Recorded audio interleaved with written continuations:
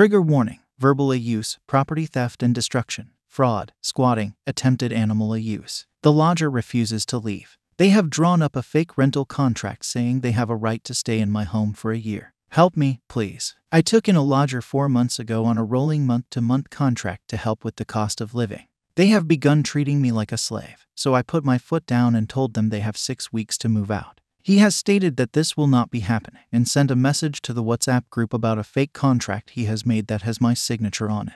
He has told me that any attempt to move him out will mean trouble for me, but he hasn't put this in writing. So far, my wife's ashes have gone missing, only for him to announce that he found the urn and that it would be a shame if it got lost permanently. I really need help. Relevant comments: vitriolic. He's blackmailing you and has tried to defraud you. Call the police on them and have them removed immediately.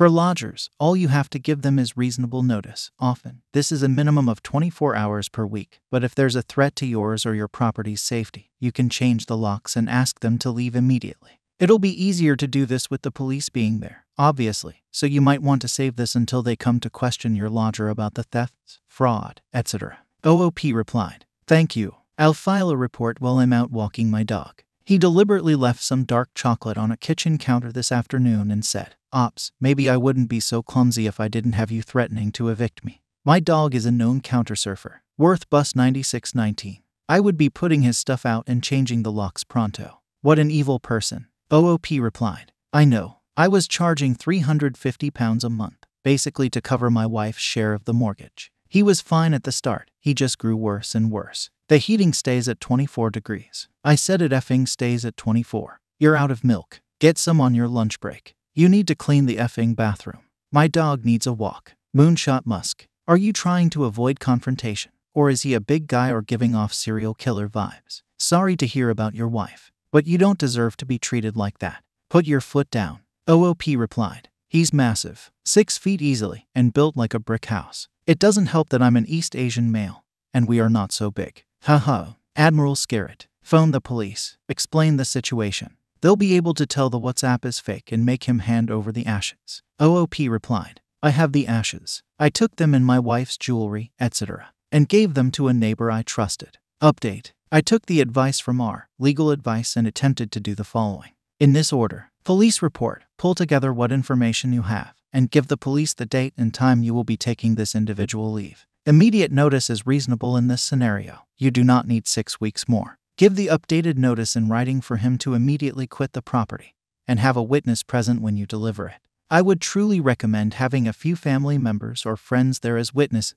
not just one person. While his items are being removed, ensure everybody remains with you. If he refuses the notice and/or threatens you, as you will have witnesses, make sure one of them has their phone recording throughout. If they can safely do so, call the police. Pre-arrange for a locksmith to come while your witnesses are there and do a full lock change so you can bolt the door once he has gone. You may wish to pop in some nests or similar cameras at the entrance, etc. You may also want a family member to stay a few nights afterwards just so you aren't alone if he comes back. I went to the police station on the evening of my first post. I explained what was going on, that I had a lodger who was refusing to leave and pretending that he was an actual tenant.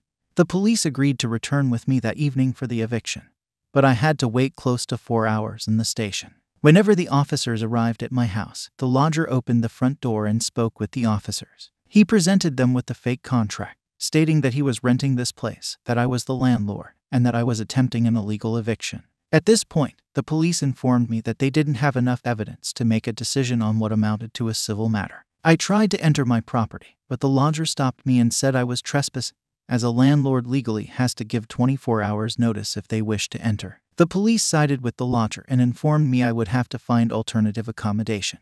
I ended up having to stay in a dog-friendly B&B for a full week while I spoke with my homeowner's insurance and my bank.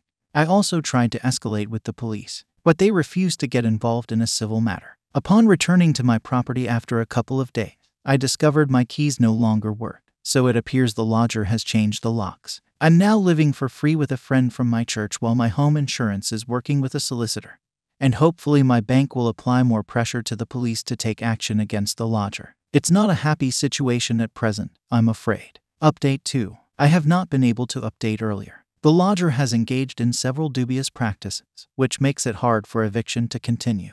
This includes providing a fake name to me originally, So eviction documents were served on him with the wrong name.